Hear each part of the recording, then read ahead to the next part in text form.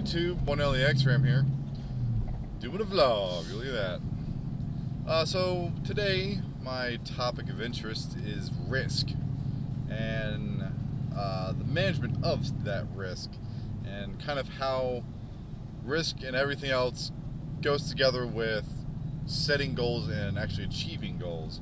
So the risk I'm actually talking about isn't necessarily something physical like skydiving or driving fast or anything like that. It's more taking the steps and actions necessary to achieve a goal, and a lot of times it's a risky thing, whether it's a monetary risk or you risk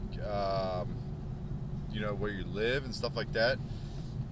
And it can be a really small risk. It's like maybe you lose a few friends, like not because you pissed them off or anything, but because you had to leave.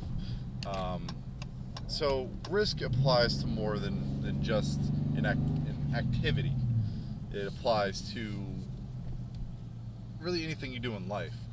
And when it comes to setting goals, you have to go outside your comfort zone. And when you go outside your comfort zone, that in itself is a risk. It's an emotional risk. It's not, again, nothing physical. Well, it could be depending on what your job you're trying to go for is. So for me, I always like to weigh and figure out the disadvantages of this risk, and then I'll weigh what I will gain from doing this risk. Take for instance, I am pursuing being a surgeon. The risk of that is it's a lot of money.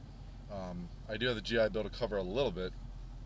However, it doesn't cover like 10 years of schooling. So I will have a debt because of going to school. However, the way you look at it is it's a profession that is fulfilling. It is a profession that is rewarding and is something that I most certainly want to do because I have a passion for it.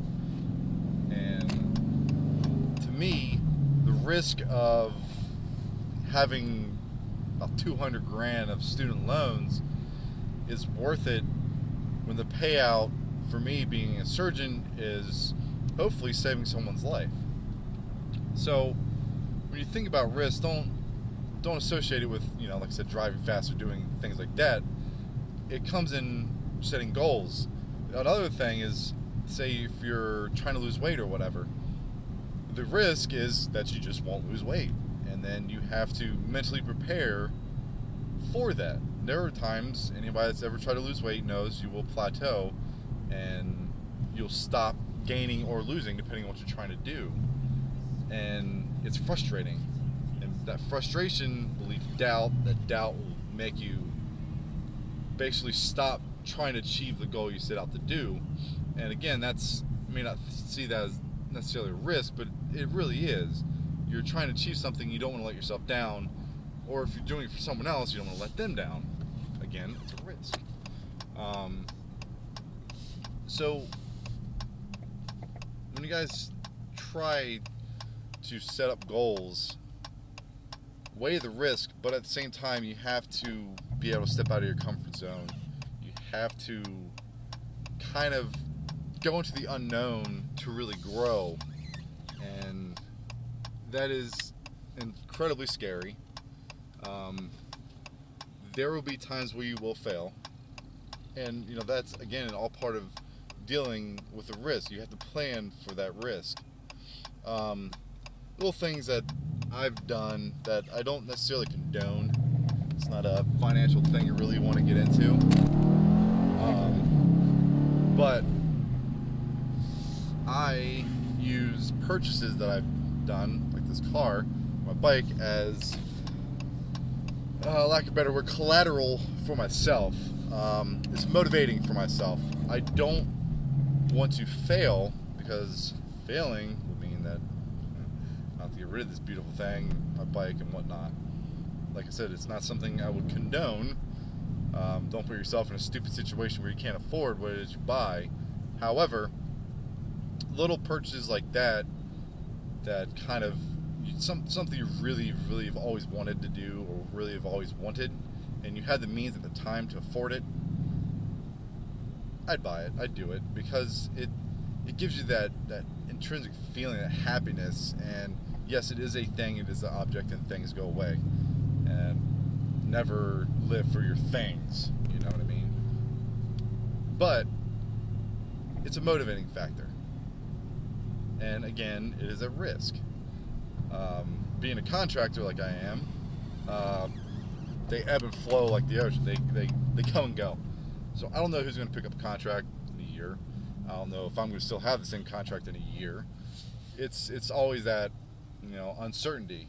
And when it comes to risk and managing all that stuff, it's the uncertainty that you obviously can't plan for, because it's uncertain. And that's where setting yourself up for success is so important. You have to prepare for the negative, the absolute worst possible thing. You have to prepare for it. And if you don't, you will set yourself up for failure. You have to prepare for the absolute worst thing. You're like, well, how are you going to do that when you don't know the future?